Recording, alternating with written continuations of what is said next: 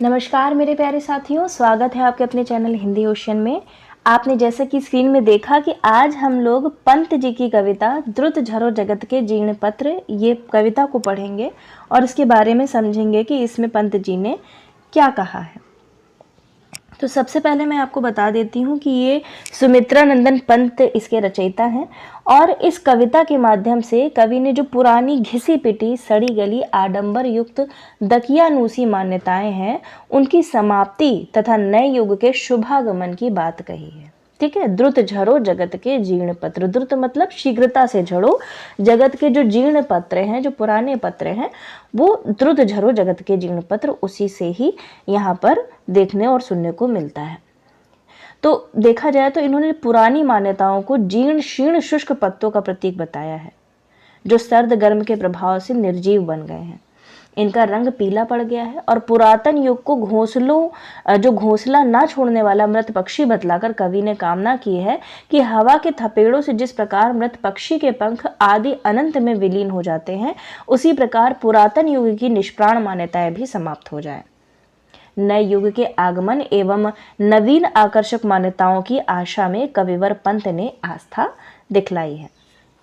तो देखा जाए तो जगत के जीर्ण पत्र फरवरी 1934 इसका रचना काल है, 1934, और जो युगांत इनकी जो काव्य संग्रह है उसमें ये संकलित है, द्रुत झरो जगत के जीर्ण पत्र, और युगांत का समय ठहरता है 1936। ठीक है। तो याद रखिएगा दोनों ही समय, रचना काल इस कविता का देखा जाए तो 1934 है और युगांत में ये संकलित है और युगांत का सन है 1936, 1936। तो इसमें जो कविता है वो इस प्रकार है। द्रुत झरो जगत के जीर्ण पत्र, हे शस्त्र ध्वस्त, हे शुष्क क्षीण, हिम ताप पीत मधुवात भीत, तुम वीत राग जड़ पुराचीन, निष्प्राण विगत युग मृत विहंग, जग नीड़ शब्द और श्वासहीन, च्युत अस्त व्यस्त पंखों से तुम झर झर अनंत में हो विलीन। तो यहाँ पंत जी कह रहे हैं कि हे जगत रूपी वृक्ष के जर्जर पत्तों को संबोधित करते हुए कहते हैं कि हे जगत के रूपी वृक्ष के जो जर्जर पत्ते हैं, तुम तीव्रता से झड़ जाओ। द्रुत का अर्थ होता है शीघ्रता से या तीव्रता से झड़ जाओ, अर्थात जो संसार की पुरातन होती परंपराएं हैं तुम नष्ट हो जाओ, या हे जगवासियों इन पुरानी होती सड़ती रूढ़ी की श्रृंखलाओं को तुम तोड़ डालो और नवीन मान्यताओं को धारण करके जग में नवचेतना का संचार करो। तो पंत जी यहाँ पे कह रहे हैं कि हे जगत के जर्जर होते पत्र, तुम ध्वस्त हो चुके हो और शुष्क होकर टुकड़े टुकड़े हो चुके हो। तुम बर्फ और धूप की मार सह सहकर पीले पड़ गए हो। तुम ताप पीत मतलब पीला, मधुवात भीत, पीले पड़ गए हो। अब बसंती हवाओं से तुम भयभीत हो जाते हो, अर्थात तुम्हें अपने नष्ट होने का भय रहता है। इस समय तुम रागहीन, निष्प्राण और अत्यंत पुरातन हो चुके हो, अतः तुम्हारा झरना ही श्रेयस्कर रहेगा। फिर पंत जी आगे कहते हैं कि जगत के जीर्ण अर्थात मृत पाए पत्र, तुम निष्प्राण हो चुके हो। निष्प्राण विगत युग मृत विहंग, तुम्हारा युग बीत चुका है, तुम मृत पक्षी के समान हो। मृत विहंग मतलब मृत पक्षी के समान हो। तुम्हारा घोंसला शब्द और श्वासहीन हो चुका है। जग नीड़ शब्द और श्वासहीन, तो जो तुम्हारा घोंसला था वो अब उसमें श्वास रही नहीं गई है, श्वासहीन हो चुका है।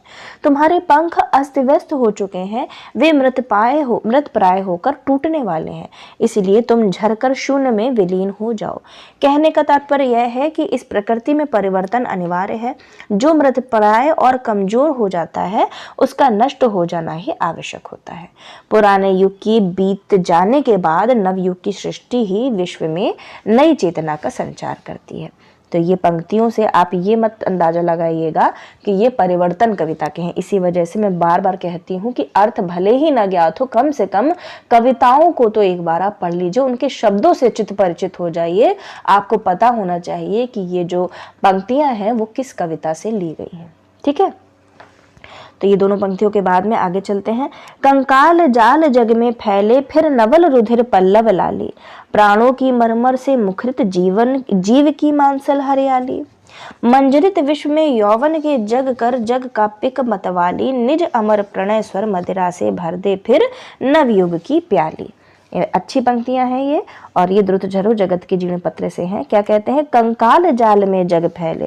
तो यहाँ पंडित जी कहते हैं कि जिस प्रकार कंकाल जाल पर नए रक्त और लालिमा युक्त देह तथा प्राणों से युक्त जीवन की सुंदर और मांसल देह पुष्ट होकर मनोहर हो जाती है, उसी तरह संसार में परिवर्तन के बाद होने वाले नव निर्माण से संसार में चारों तरफ हरियाली छा जाती है। कंकाल जाल जग में फैले, फिर नवल रुधिर पल्लव लाली, प्राणों की मरमर से मुखरित जीवन की मांसल हरियाली। फिर कहते हैं मंजरित विश्व में यौवन के जग कर जग का पिक मतवाली। क्या कहते हैं पंडित जी? कि जग रूपी कोयल नव यौवन से पुष्पित होकर मतवाली हो जाती है तथा अपने अमर प्रणय स्वर की मदिरा से नवयुग की प्याली को भर देती है। मतलब अपने मधुर स्वर से उपवन को गुंजायमान कर उसमें नव्यता का संचार कर देती है। उसी तरह पुनर्निर्माण के बाद हुई नवयुग की सृष्टि से पूरा विश्व प्रफुल्लित हो जाता है। निज अमर प्रणय स्वर मदिरा से भर दे फिर नवयुग की प्याली।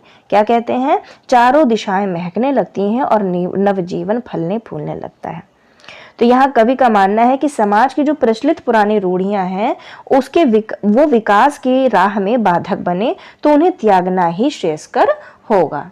ठीक है, तो यहाँ पर यही चीज बता रहे हैं पंडित जी कि जो भी पुरानी मान्यताएं हैं और जो अभी श्रेयस्कर नहीं है, अभी आधुनिकता में उस चीज का उपयोग नहीं है, उपयोगीवादी जो चीजें हैं उन्हीं को लेकर के चलना है, और जो जीवन को हितकर बनाती हैं, सबके उपयोगितावाद को भी में आती हैं और जीवन को श्रेयस्कर और हितकर बनाती हैं, उन मान्यताओं को ही अपनाना ही अच्छा रहेगा।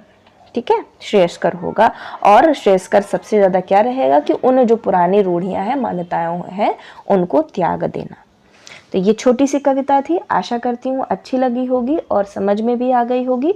और इसका संकलन आप देख लीजिएगा, युगांत में है, 1936 युगांत का समय है, और इस कविता का अगर अकेले पूछा जाए तो 1934। ठीक है, आप एक काम करिए, जितनी भी कविताएं पढ़ा रखी हैं, सिलेबस तो आपके पास में सब होगा ही, सबके पास में नहीं है तो प्रिंट आउट जरूर निकलवा लीजिए, और जो कविता है वहां पर उसका संकलन नोट कर लीजिए कि किस कविता में संकलित है ये, किस काव्य संग्रह में, और उसका प्रकाशन, उसका रचनाकाल क्या है। तो ये दोनों क्वेश्चन अगर आपको उसी सिलेबस में देखने को मिल जाएंगे तो आपको इधर उधर ज्यादा भटकने की जरूरत नहीं पड़ेगी और आपका रिवीजन भी अच्छे से हो पाएगा अंत में। ठीक है, मिलते हैं नई कविताओं के साथ में, एक नए कवि के साथ में। अब सुमित्रा नंदन पंत के बाद में आप सिलेबस में देखेंगे तो महादेवी वर्मा जी की कविताएं लगी हुई हैं, छोटी ही कविताएं हैं, जल्दी ही उनको भी पढ़ लेंगे। मिलते हैं अगले वीडियो के साथ में, तब तक सभी अभ्यर्थियों का हृदय की गहराई से प्रेम पूर्वक धन्यवाद।